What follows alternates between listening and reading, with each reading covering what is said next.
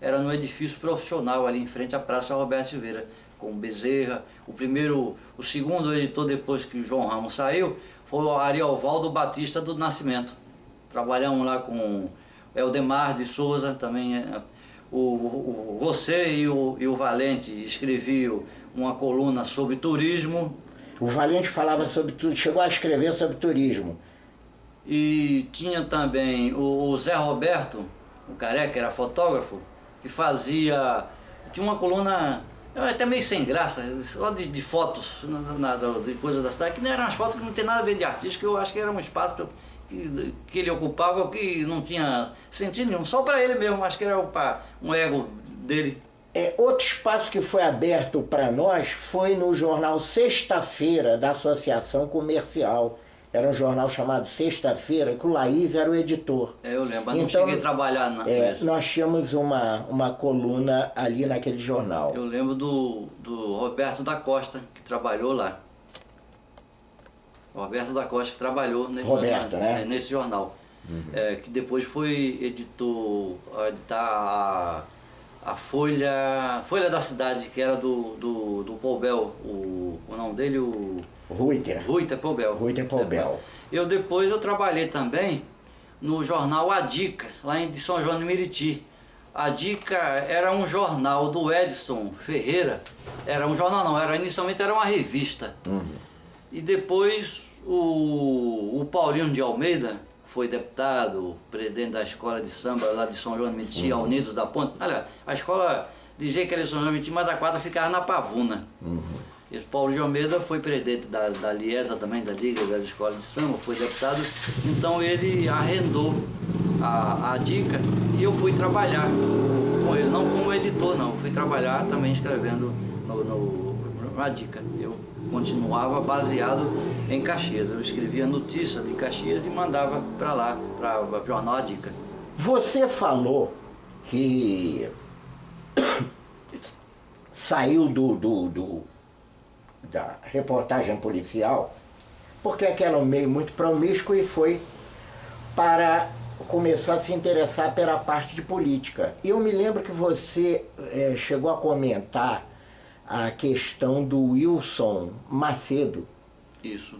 Você sabe mais ou menos o que aconteceu? Como é que foi esse caso? O Wilson Macedo, ele era um militar reformado, acho que era cabo do Exército, não sei. Aeronáutica. Eu sei que nós estávamos, eu era sócio do Clube dos 500, foi um domingo, nós estávamos no Clube dos 500, porque eu tinha uma namorada que morava no bairro Itatiaia, e o domingo a gente ia para a piscina, almoçava lá no clube e só ia embora de noite quando o clube ia fechar, aquele sol causticante da Baixada de Caxias, que é uma cidade muito quente. Eu sei que todos nós ficamos surpresos quando disseram da morte, do assassinato desse vereador, o Wilson Macedo. Então esse caso deu um pano para manga danado, a imprensa do Rio, a imprensa de Caxias, muito burburinho, e apareceram um monte de gente envolvido com isso aí. Apareceu o Getúlio Gonçalves, foi presidente da estação comercial, foi acusado. Eu sei que depois veio o Sérgio da Silva, que hoje está morando aqui em Bom Jesus, é meu amigo, ligo sempre para ele. Mas em si mesmo, depois apareceram outros. E, na verdade, eu acho que se alguém sabe quem foi que matou, deve estar guardando isso com muito propriedade, muito cuidado, que todos os acusados foram todos absolvidos, ninguém sabe, na verdade, o que ocorreu com o Wilson Macedo. A pergunta que eu faço está relacionada ao seguinte: o que foi o motivo? Pois é. O Wilson Macedo não era nem um vereador, ele não era um vereador que não atuasse, era atuante na Câmara Municipal.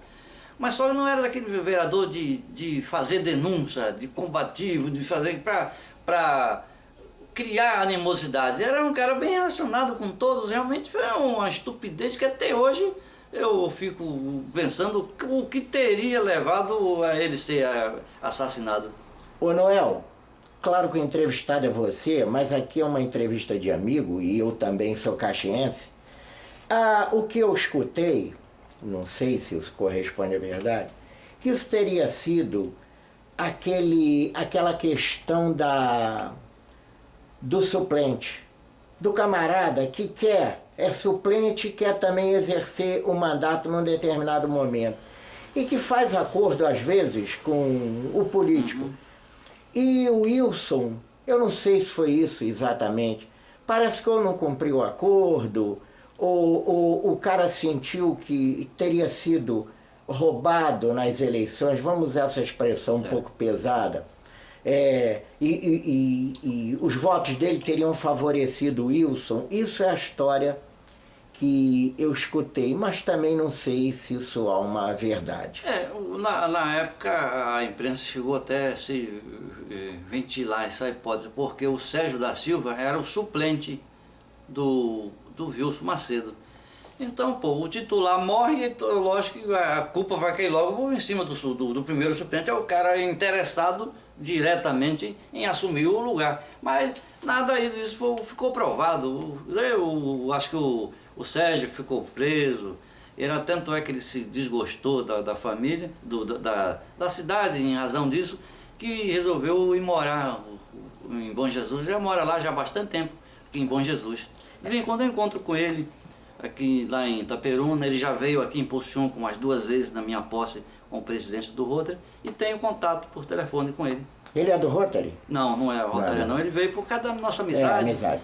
E ligo também muito com o irmão dele, que foi deputado, Paulo da Silva, foi vereador, lá em Caxias, que mora no Bananal. Agora, Noel, nós vamos voltar um pouquinho, porque é uma pergunta clássica, né? Que a gente faz a todo o pessoal que é entrevistado com Café com História. E, de certa forma, essa entrevista é para o Café com História. Você poderia dar um panorama, assim, da cidade, o aspecto físico da cidade, não só físico, mas até um aspecto humano, da Caxias que você conheceu? Rapaz, quando eu conheci Caxias, o pessoal falava que tinha aquele estico da cidade violenta. Mas eu nunca fui assaltado em Caxias. Nunca fui assaltado, andava naqueles ônibus e olha que eu sempre gostei de tomar minha cervejinha, era meio boêmio. Eu ia dormir tarde e andava a pé naquelas ruas de Caxias de noite, de madrugada.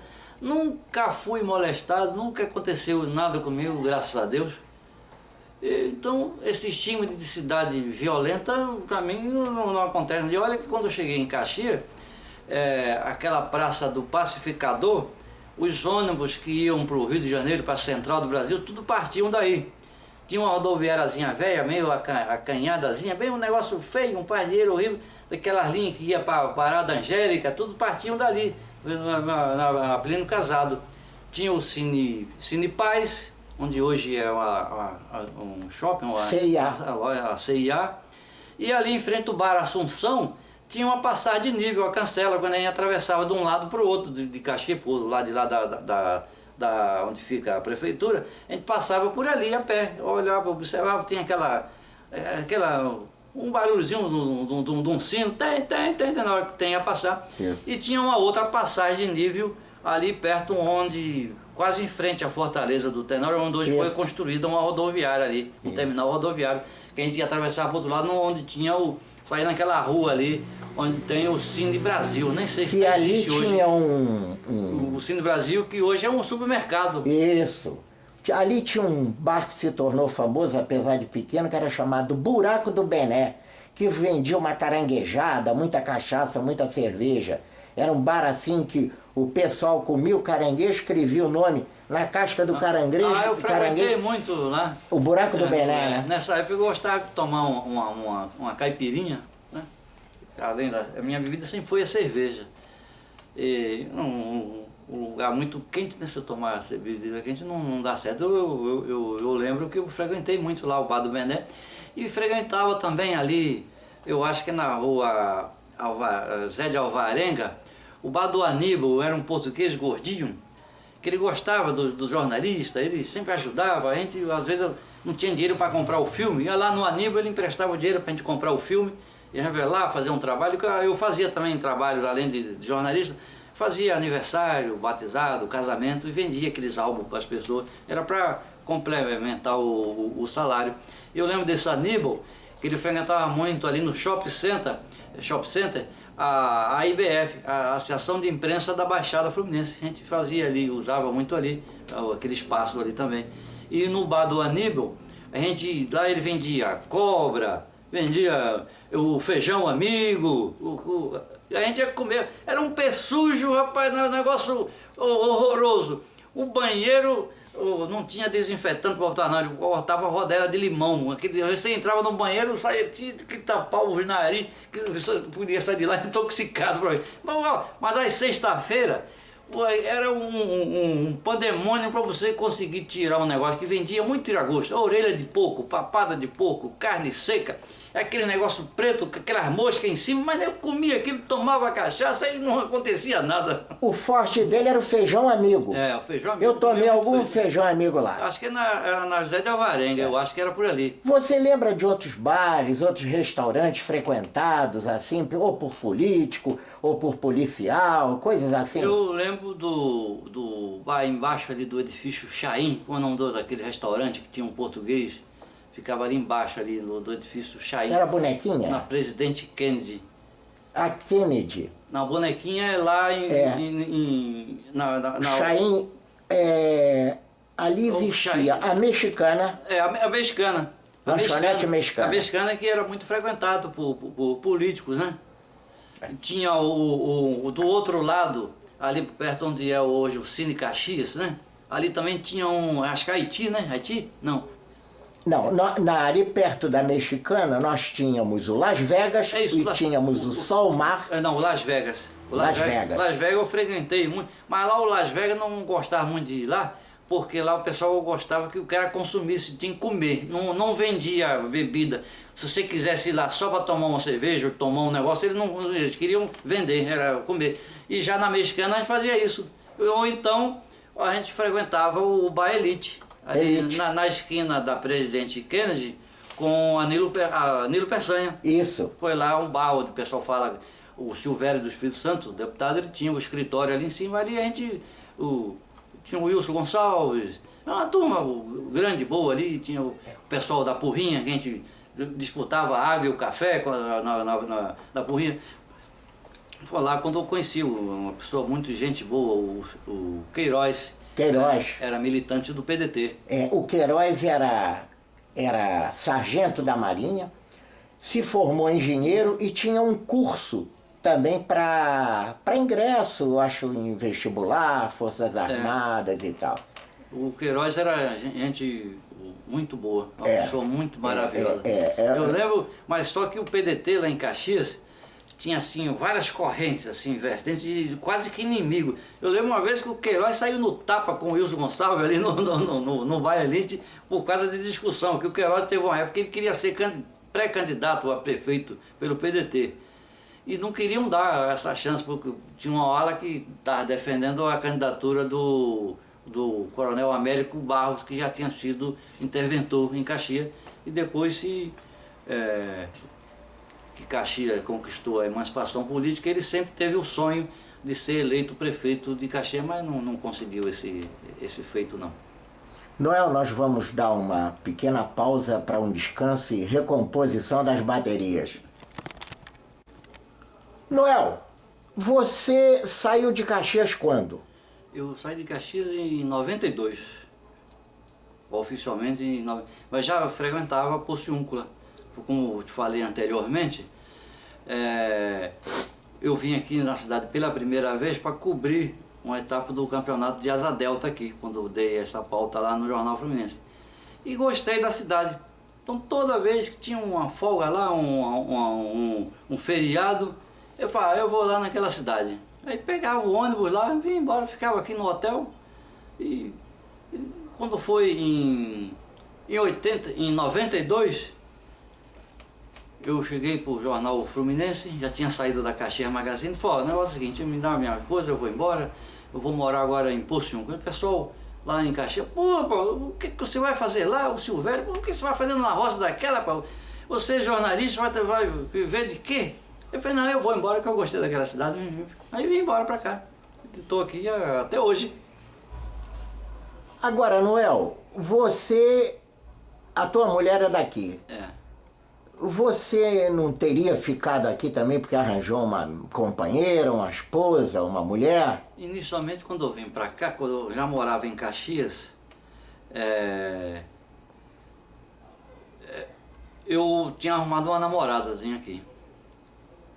Aí eu vim, isso foi realmente o que me deu mais impulso para vir, foi por causa dessa namorada, para não ter que vir de Caxias para cá, eu falei, vou morar lá que eu estou mais perto dela lá. Aí vim, mas hoje eu sou amigo dela, o amigo do marido dela, sou amigo do pai dela, são muito meus amigos mesmo.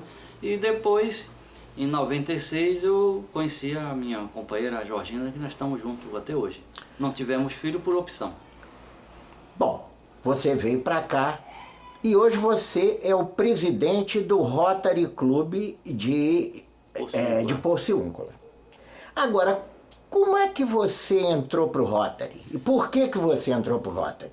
Eu conheci Rotary lá em Duque de Caxias. Eu trabalhava na sucursal do jornal Fluminense, que era ali na Avenida Brigadeiro Lima e Silva, e o saudoso Júlio de Moura Magalhães, ele tinha o jornal O Panorama e era chefe do jornal do Fluminense na Baixada Fluminense. Então ele levava a gente, era eu, às vezes era o Paulo Gomes, era o João Ramos, também trabalhava lá na redação, nas reuniões do Rotary Club do Duque de Caxias, Nilo Peçanha, que eram às quintas-feiras no Clube dos 500.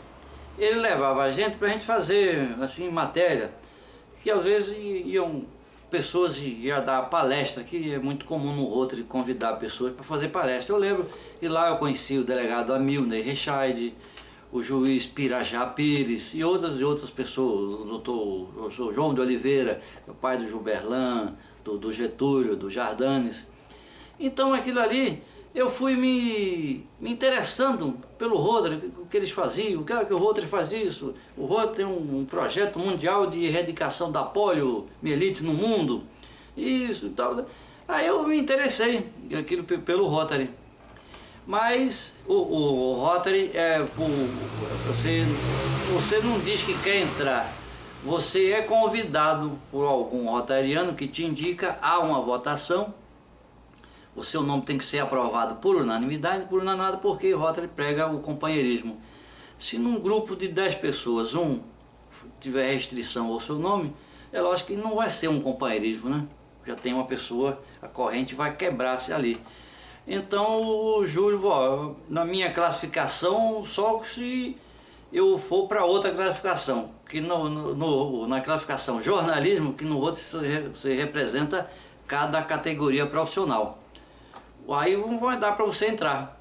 Mas aí o pessoal de São João de Meriti, eu ia muito lá, eles me chamaram para ser do Rotary em São João de Meriti, eu não quis. Aí o irmão do Júlio Magalhães, João Pedro de Moura Magalhães, que mora em Braz de Pina, ele era do Rotary Club de Braz de Pina.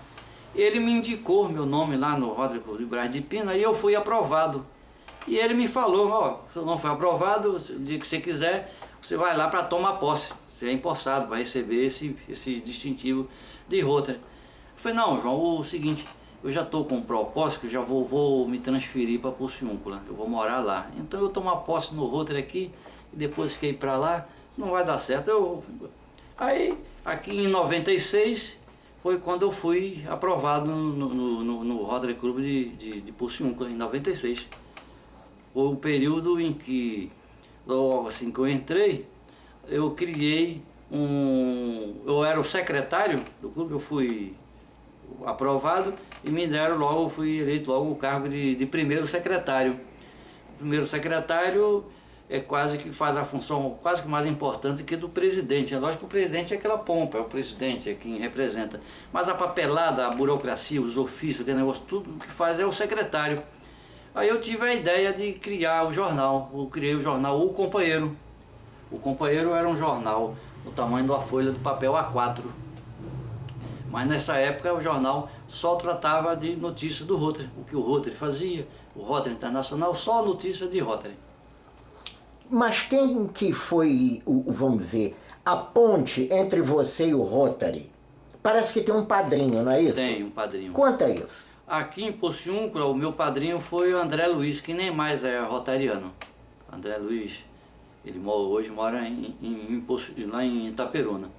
Ele que foi meu padrinho, os outros companheiros aprovaram, mas depois ele saiu do Rotary.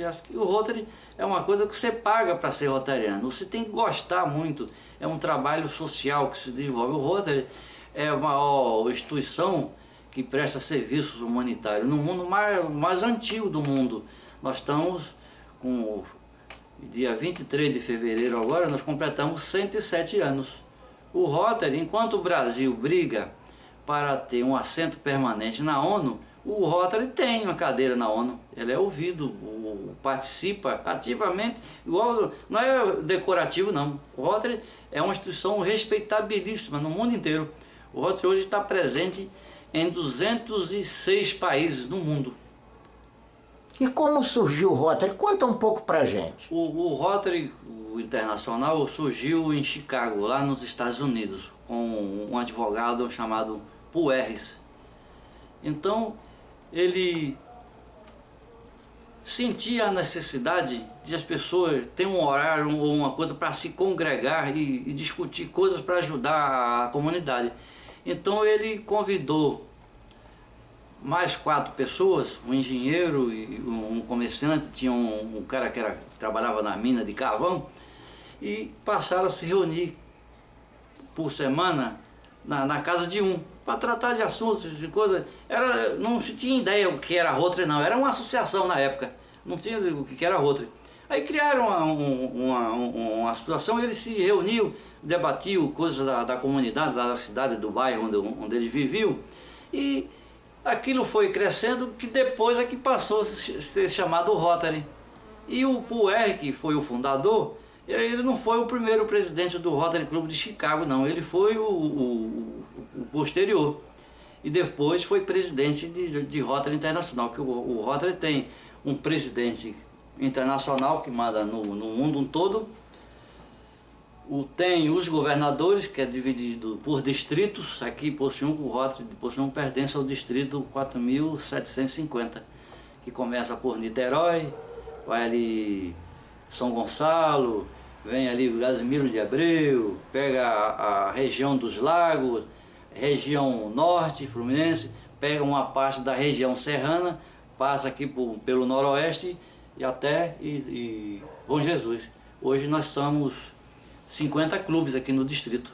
Então o Rotary Internacional tem um presidente internacional, os distritos têm um governador, cada governador tem os governadores assistentes, que é dividido por área, e cada clube tem uma diretoria que é representada pelo presidente do clube, um mandato de 1 ano. Um mandato de 1 ano porque o Rotary é essa roda ali, a roda denteada, que isso quer dizer para ter rotatividade. Todo rotariano um dia tem que ser presidente. Não é que tem que ser, se a pessoa não aceitar, é lógico, mas o que se prega, o que recomenda-se é que haja uma rotatividade. Aqui em Pociúncula há uma exceção, porque eu já estou cumprindo meu 6º mandato. O pessoal já está me chamando de Fidel Castro. E qual a filosofia do Rotary? O Rotary prega muito o humanismo, trabalha muito pelo lado social. O Rotary tem o programa de bolsa de estudos, que dá bolsa de estudo para estudante se aperfeiçoar no exterior, em vários países. Tem o programa de erradicação da poliomielite, que é com dinheiro dos próprios rotarianos, mas aceita doações. A Fundação Bill Gates, lá do homem da Microsoft, nos Estados Unidos, o Rotary botou como meta que hoje no mundo ainda tem 4 países que ainda tem a poliomielite no mundo. Não é porque falta de esforço nem falta de recursos, não.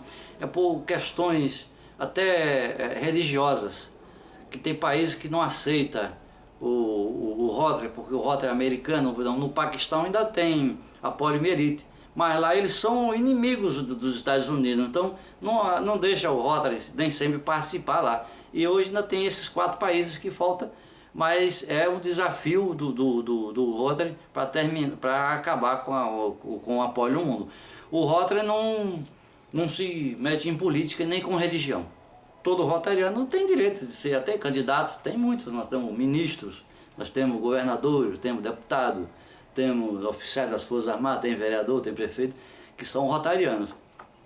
O rotariano só não tem o direito de, na reunião do Rotary, assumir a tribuna, vai lá pedir voto, por exemplo. Se o cara for candidato, ele pode pedir voto na casa dos companheiros. Mas lá, dentro da reunião, lá, política é um assunto que não entra na pauta da política. A mesma coisa é religião. Porque religião cada um tem a sua, e um acha que a religião do outro é melhor e acaba não congregando. E o Rotary prega muito o convívio harmonioso com todos, inclusive na sociedade. Agora, quais são os países, do modo geral, que ainda não tem o Rotary? Rapaz, ainda tem muitos países, porque nós estamos só em 205 países, né? E tem muito país que foi criado agora, recentemente. Eu não sei, assim, dizer, enumerar qual o país. Por exemplo, lá daqueles países lá do Oriente Médio tem pouco rotariano. Agora que estão querendo entrar lá aquele país lá que é tudo grandioso, tudo luxuoso, lá dos Emirados Árabes. Então tem um grupo de empresários já com outro tipo de cabeça, com outra mentalidade, que estão sentindo a necessidade de não ficar fechado entre si, querem expandir, já estão pensando em criar clube de Rotary lá. Por exemplo, na União Soviética não tinha Rotary? Não. Nem em Cuba? Não. Então, em Cuba não tem. Não tem? Não tem. Não tem. Na China não tem Na também? China agora já tem. Já tem? Já tem. Criar o primeiro clube de chinês. Tá. Já estamos... Então vamos voltar aqui para Porciúncula. Bom, você entrou no Rotary de Porciúncula. E quais as dificuldades que você viu e quais as características ou até mesmo a facilidade? Por exemplo, eu, quando estive conversando contigo sobre isso, achei que por Porciúncula ser uma cidade relativamente pequena, ela teria facilidade em agregar mais as pessoas. Não sei se essa minha ideia é verdadeira. É muito difícil aqui. Difícil, mas isso não quer dizer que seja impossível. Você agregar e trazer pessoas para o Rotary. E não é por falta de atuação, nem de divulgação do Rotary, não. É que as pessoas hoje estão muito assim dispersas, não querem compromisso. Que de uma certa forma, você entrar para o Rotary é um compromisso. Aqui, por exemplo, as nossas reuniões à noite. Toda segunda-feira a gente tem que estar lá na reunião do Rotary. Nós temos que fazer um relatório de frequência para mandar para a secretária do governador, da governador do distrito, e a frequência do clube. E pelos estatutos de Rotary, se você não participar da reunião do seu clube, você tem que, chama-se recuperação. Você tem que ir em outro clube de Rotary e conta como você tivesse frequentado o seu clube de Rotary. A outra coisa é que tem uma mensalidade. Nós temos jantar, nós temos despesa de correio com certas coisas que a gente faz, e tem muita gente que entra, aí ganha pouco, cidade pequena com pouco recurso, depois o cara paga a primeira, aí já a segunda mensalidade não paga, aí a segunda já é mais difícil, a terceira já fica impraticável, aí pronto, o cara sai. Mas hoje nós estamos com 21 associados do Rotary Club de Porciúncula, chama-se associados. Dos 21 associados, eu sou padrinho de 10. Eu trouxe 10 novos companheiros para cá. É lógico que já tem uns 6 que já saíram, mas se não fosse esses 10 que eu trouxe para o Rotary, nós hoje estava com 11 associados só. Quem é que fundou o Rotary aqui? Aqui que foi fundado foram várias pessoas, certo? Foi fundado. Hoje tem pessoas que já faleceram, tem outros que já não são mais do Rotary. Mas hoje ainda temos no Rotary 2 fundadores.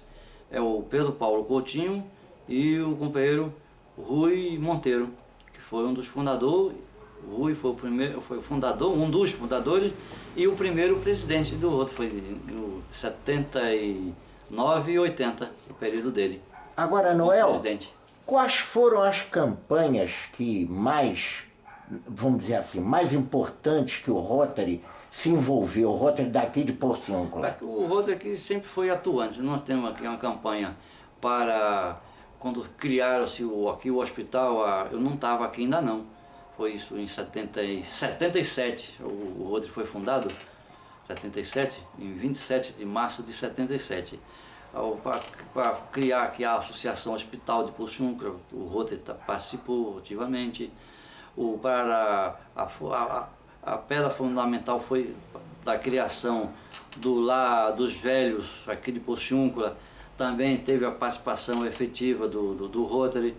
O Rotary teve participação grande em doar um aparelho, um autoclave, é um aparelho que esteriliza os equipamentos, material cirúrgico do hospital, foi doado pelo Rotary, veio um equipamento dos Estados Unidos, foi comprado lá pelo Rotary e doou para o hospital, e de lá para cá muitas coisas foram feitas. Atualmente, nesse atual período, vai fazer agora em dezembro o 9º ano que eu faço, o Rotary faz, mas eu coordenando na frente, a campanha Natal Solidário, onde eu distribuo assim, não é uma cesta básica porque não tem todos os itens de uma cesta básica, por exemplo, carne, frango, peixe, porque isso é perecível, eu não tenho onde guardar isso.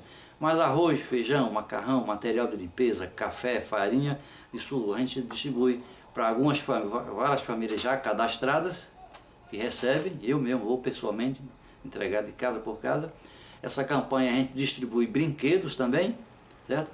E o material de limpeza, e também damos roupa para criança, roupa infantil, mas não é roupa usada não, é roupa nova. Eu consegui alguns parceiros que eles me mandam isso aqui, às vezes eu tenho até que buscar lá. Temos aqui um banco de cadeira de rodas, que a gente não doa a cadeira de roda, a gente empresta. A pessoa sofreu um acidente, foi submetido a uma cirurgia e precisa de se locomover, a gente empresta a cadeira, a pessoa melhorou, devolve a cadeira de roda para a gente, para o Rotary. Noel, eu, lendo o companheiro, eu vi que você é um dos candidatos a governador. Conta isso pra gente. Bom, o Rotary está sempre à frente de tudo. À frente, quer dizer, que enxerga lá na frente. Nós já vamos eleger o governador do distrito 4.750 para o que chama-se período, né? No Rotary a gente não fala mandato, a gente fala o período de 2015 e 2016. E todos os clubes têm direito de indicar. O clube escolhe lógico, o clube escolhe não, a pessoa mesmo se coloca à disposição, eu quero ser candidato a governador, é feito uma ata, tudo homologando a indicação do clube daquele candidato, é feito um currículo, esse currículo é mandado para o governador, e numa assembleia todos os clubes de Rotary participam. Cada um só tem direito a um voto, cada clube é só um voto, certo? Para eleger o governador. A data ainda não está marcada não, para a eleição.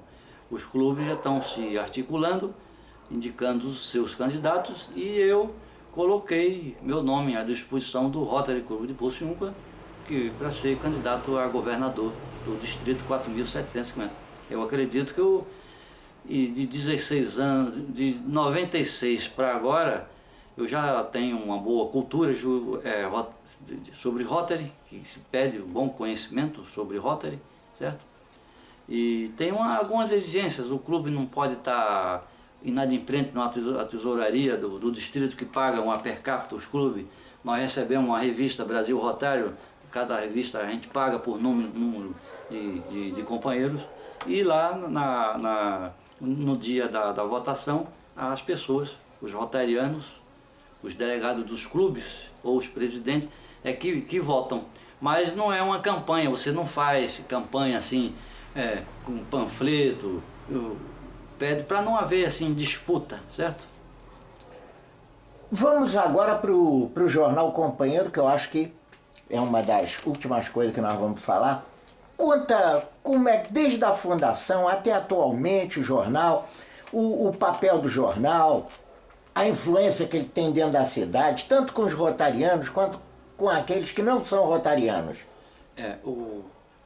O Companheiro foi criado, como eu falei anteriormente, em 1996, quando eu entrei para o Rotary e fui primeiro secretário. No clube eu já exerci vários outros cargos, estou já no 6º período como presidente, mas já fui tesoureiro, já fui outros cargos, eu ocupei cargos importantes também no distrito, aqui o governador tem uma diretoria e ele escolhe, o clube do Poçunca sempre foi bem lembrado e eu sempre participei da diretoria. Então criamos em 96 o Companheiro, que só tinha notícia de Rotary, certo?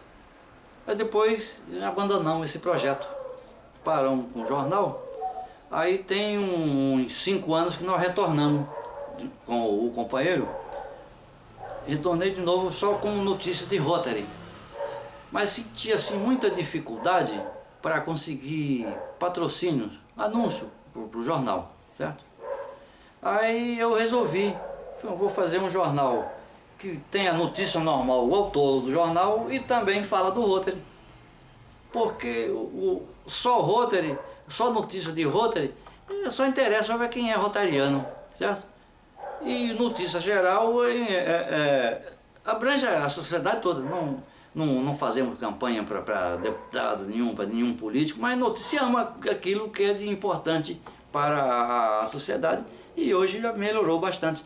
Nós tiramos, o jornal é mensal e temos uma tiragem de 3.000 exemplares, o jornal é preto e branco, e com circulação nas regiões noroeste do Rio de Janeiro e também a zona da Mata de Minas, porque tem uns municípios aqui pertinho, o Tombos, Carangola, Antônio Prado, a gente distribui esse jornal nessas cidades aí. E hoje o jornal é um jornal que é respeitado por ter uma linha editorial muito bem definida, a gente não ataca ninguém, certo? É um jornal com bom visual, diagramação, procuramos, eu sempre acho que o melhor jornal é aquele que eu vou fazer no outro mês. E eu faço muito autocrítica, eu sou muito exigente comigo mesmo.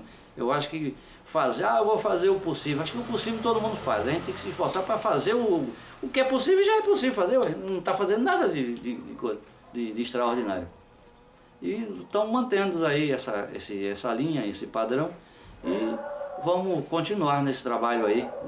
Hoje o jornal é respeitado e o pessoal já aguarda ansiosamente a data que sai o jornal. Além da edição impressa, nós temos uma edição eletrônica que está no nosso blog. O pessoal lê também o jornal na internet.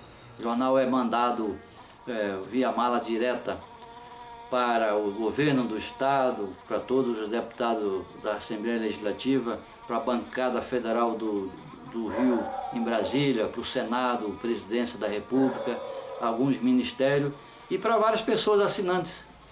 Mando para minha terra, lá para Sergipe, São Paulo, Rio de Janeiro, para Caxias mesmo recebe, várias pessoas recebem esse jornal. Friburgo, Teresópolis, todo mundo ainda temos uma boa circulação nesse sentido aí, que é mandado pelos Correios.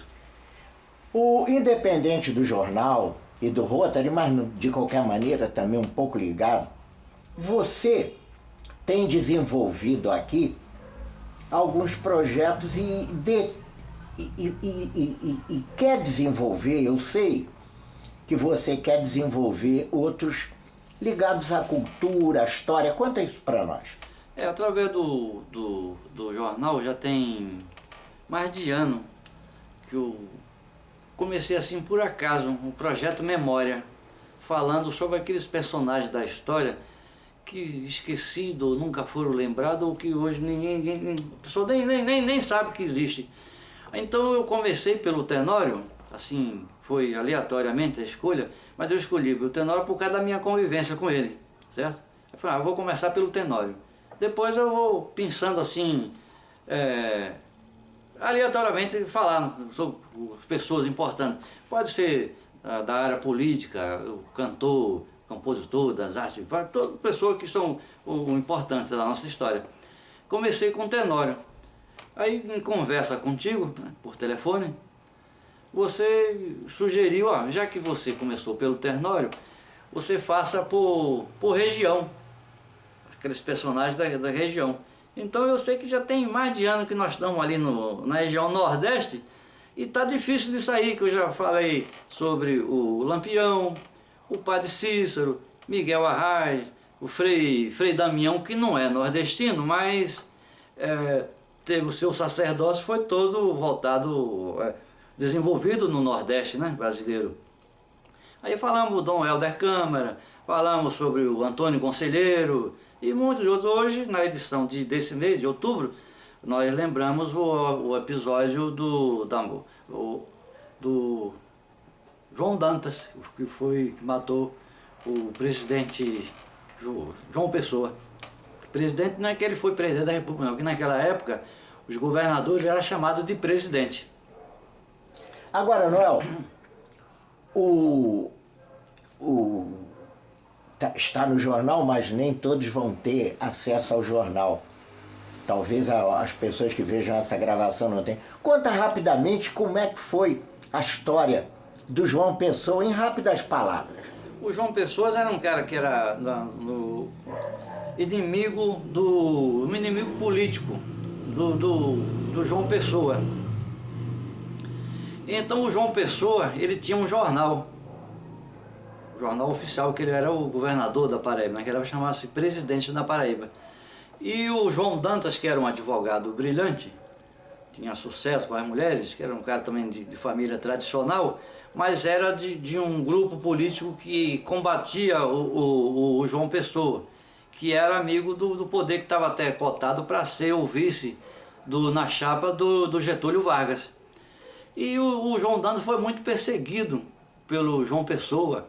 Eu sei que o João Pessoa mandou até a polícia invadir o escritório dele e confiscou um monte de coisa, inclusive umas cartas que ele tinha, amorosa que ele tinha com uma namorada chamada Anaíde Beiris, uma professora. E o João Pessoa publicou nos jornais essas cartas. E isso acirrou a ira do João Dantas contra o João Pessoa.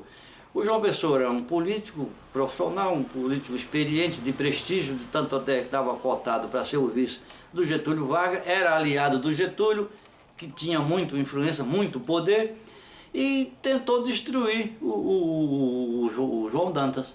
Tanto é que o João Dantas, aconselhado por amigos, saiu de João Pessoa e foi morar em Olinda, no Recife. Foi porque estava se desenhando o que ia acontecer. Ele tocava a vida dele lá normalmente em Olinda, em Recife, quando ele ouviu anunciado com grande alarde a visita do João Pessoa lá no Recife, que ia receber uma homenagem. O cara muito achincalhado pelo coisa, tomou de um furor que foi lá onde estava acontecendo o caso e deu 2 tiros no João Pessoa. E aquilo, segundo os historiadores, foi o estopim para acontecer a Revolução de 30, que botou Getúlio Vargas no poder. O João Dantas depois foi preso junto com um cunhado que não tinha nada a ver com o crime. Foram colocados na casa de detenção lá do Recife, mas lá ele e outros presos invadiram um grupo de vândalos, 8 pessoas lá, mas lógico que acho que mandado por alguém. E mataram o João Pessoa e o João Dantas e o cunhado dele.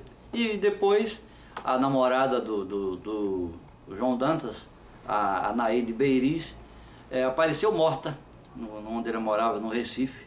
E o pessoal disse que tinha sido suicidada, como se fala no caso. Não é isso a história do João Dantas, que não foi uma coisa política, mas eu acho que foi motivado por um crime passional que levaram essa guerra do João Dantas com o João Pessoa. Noel, Agora nós vamos para o final da nossa entrevista, que já está em 1h30. Eu vou fazer uma coisa chamada, assim, que já se tornou tradicional, uma espécie de pinga-fogo. Então eu digo um nome, você diz alguma coisa sobre essa pessoa, ou favorável ou não, ou que você gostou ou não gostou, uma qualidade, uma característica. Então eu vou começar. Laureano Cardoso. Pá, eu até esqueci de falar que eu tive uma grande convivência com o Laureano Cardoso. Era uma figura humana extraordinária, era uma pessoa muito boa. Ele inventou assim vários jargões que ficaram... Quando ele estava com fome, chamava a gente para almoçar, ele falou, vamos matar o mal de Biafra? E ele era muito companheiro dos amigos, às vezes era época difícil, não tinha dinheiro todo dia, e chegava final de semana, às vezes, ele chegava, e aí, tá desarmado? Desarmado quer dizer que tá sem dinheiro, que se tivesse sem dinheiro, ele sempre dava um troquinho para o companheiro. Ele tinha uma característica, ele sempre usava um paletó, um terno, surrado, que só tinha ele, acho que usava o ano inteiro aquele paletó, e carregava uma máquina fotográfica pendurada no pescoço, que eu acho que ele nunca tirou uma foto com aquela máquina. O Wilson Reis. O Wilson Reis foi uma figura humana extraordinária. Eu tenho boas lembranças do Wilson, sempre me espelhei nele como profissional, e também ele era uma espécie de guru e de paizão de todos nós. Eu, o Nélio Menezes, o Eudemar de Souza. Quando a gente tinha um aperto assim, que era um dinheirinho para tomar uma cerveja no final de semana, era o velho, o Wilson Jovenato Reis, que a gente recorria ali naquele edifício na Brigadeiro Lima e Silva, na casa dele, no apartamento que ele morava. Barbosa Leite. Outra figura, sinto muita saudade do Barbosa, aprendi muito com ele, meu grande conterrâneo. Coronel Renato Moreira. Rapaz, o Coronel Renato Moreira da Fonseca era uma figura assim meio carrancudo, mas era uma pessoa muito boa mesmo. Foi um dos prefeitos de Caxias, interventor, nomeado pela Revolução, que eu tinha um bom relacionamento com ele. Ele e a esposa dele, a primeira dama lá em Caxias. Tanto é que eu trabalhava no jornal Hoje. Todo o evento que ele estava, eu estava lá. Todo evento que estava, ele uma vez brincando, rapaz, você acho que está me seguindo, hein? Todo lugar que eu vou, você está lá presente também. Aí ele gostou, acho que de mim, mandou uma vez eu procurá-lo no gabinete dele, lá em Caxias, que me ofereceu um emprego na prefeitura, mas eu não quis, não pensava disso não. Foi até bom, que acho que senão eu não estava em Porciúncula hoje aqui, contando essa história. Silvério do Espírito Santo. O Silvério, para mim, eu considero assim um segundo pai para mim. Primeiro foi o Tenório Cavalcante, mas o Silvério também tem uma parcela de contribuição comigo muito boa. Uma pessoa que é amigo e uma pessoa generosa também. Eu devo muita coisa ao Tenório, eu espero retribuir. Eu acho que ele não precisa nada de mim, mas a minha fidelidade, a minha amizade com ele vai ser sempre eterna. Eu peço a Deus que dê muitos anos de vida para ele. Bezerra da Caxias Magazine. O Bezerra é uma pessoa assim, uma figura humana extraordinária. É muito vaidoso. Tanto é que ele se intitula o Roberto Marinho da Baixada. Mas eu tive bom convívio com ele, trabalhei muito tempo na Caxias Magazine. Depois tivemos um tempo assim meio rompido, que ele uma vez me demitiu da Caxias Magazine por um bilhete. Não é que eu era inatingível, não poderia ser demitido, mas acho que pela relação que nós tínhamos assim, de amizade, eu merecia um pouco mais de respeito como profissional. Ele me demitiu por um bilhetinho, deixou em cima da minha mesa lá na caixa, que eu estava demitido, a partir dali não precisava mais dos meus trabalhos. Então eu fui obrigado a recorrer à Justiça do Trabalho contra a Caxias Magazine, mas depois voltamos a ser amigos novamente, até voltei a trabalhar novamente na Caxias Magazine. Eu acredito que ele faz um trabalho importante e tem uma participação muito efetiva no jornalismo de Caxias e da Baixada Fluminense. Elias Lazzaroni. O Elias Lazzaroni é outra figura também extraordinária. Eu conheci ele, era garoto lá, ele era o diretor da Câmara Municipal de Duque de Caxias. Ia muito no gabinete dele, a gente ia tomar café naquele barzinho que tinha...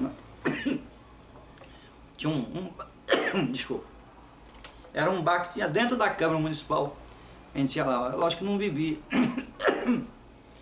Não vendia bebida não, mas a gente ia tomar café, ia beber uma água, a gente participava, assistia às sessões da Câmara e depois ia para lá e tinha contato com ele, chamava a gente no gabinete dele para conversar, ele gostava, era assim um tipo bonachão, cara, gente boa. Agora vamos saltar para figuras fora do município, né? Leonel Brizola. Rapaz, Leonel Brizola, hoje eu digo que eu tive a infelicidade de nunca ter votado nele. Nunca votei no Brizola. Eu votei naquela época com Moreira Franco e não votei no Brizola. E hoje eu tenho um grande arrependimento. Depois que ele morreu, a gente vê a biografia, a importância que foi aquele homem para o Brasil, a importância que ele foi para o Rio de Janeiro. E a gente, pelo menos no meu caso, eu não reconheci isso, o Brizola em vida. E eu acho que o povo brasileiro também cometeu uma grande injustiça com ele, não o elegendo presidente da República e botamos o Collor lá. Então agora nós vamos para quem fala de Leonel Brizola, né? Fala de Roberto Marinho. O nosso, lá no grupo chamava-se nosso companheiro Roberto Marinho, todo mundo falava, o companheiro Roberto Marinho, e ele não era rotariano não, né? Não para ser companheiro. Eu trabalhei no Globo como setorista, cobrindo o São João do Meriti. Eu cobria a notícia, mandava por telefone lá e no dia de pagamento a gente ia lá no Banco Bradesco, que tinha lá dentro do Globo, para receber lá, e às vezes almoçava lá. Eu lembro que uma vez eu ia chegando na entrada do jornal, estava no elevador para ir para a redação, aí daqui a pouco veio aquele aparato, aquele monte de homem, aquele brutamonte assim, todo mundo parou, esvaziou. Eu falei, nossa, o que está vendo? Era o doutor Roberto Marinho que estava chegando e tinha que reservar o elevador para ele, nós tivemos que esperar ele ir embora para depois a gente pegar o elevador para ir para o andar da redação lá no Globo, lá na Cidade Nova, na Rua Irineu Marinho. Então, para finalizar, então agora nós vamos... E o presidente Lula? Eu acho que o presidente Lula foi o maior estadista que nós tivemos nesse país.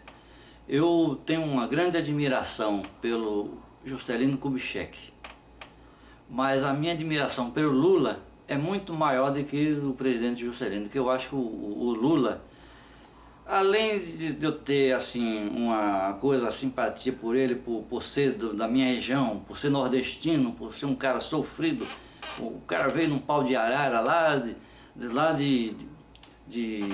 como é a cidade dele, onde ele nasceu, não sei bem, para chegar em São Paulo, sofreu muito, lutou muito, foi perseguido pela ditadura, teve 3 derrotas assim praticamente roubadas dele, né, da presidente da República, e conseguiu 2 mandatos e mais um feito de eleger, fazer a sucessora, que é a presidente Dilma. Eu acho que ele soube muito bem vender a imagem do Brasil no exterior. Hoje nós somos muito respeitados, nós somos admirados, e ele resgatou a autoestima dos brasileiros. Hoje nós ainda tem uma minoria aí que só fala bem dos Estados Unidos, o importado, só quer viajar para o exterior e não conhecer a nossa terra. Mas o Lula teve essa grande contribuição para a gente, de ser orgulho de ser brasileiro. Noel, agora eu vou deixar para você fazer a tua despedida e dizer o que tu tiver vontade de dizer. Rapaz, eu acho, não sei nem se o pessoal vai ter saco para ouvir tudo isso que nós falamos aqui, já tem mais de hora.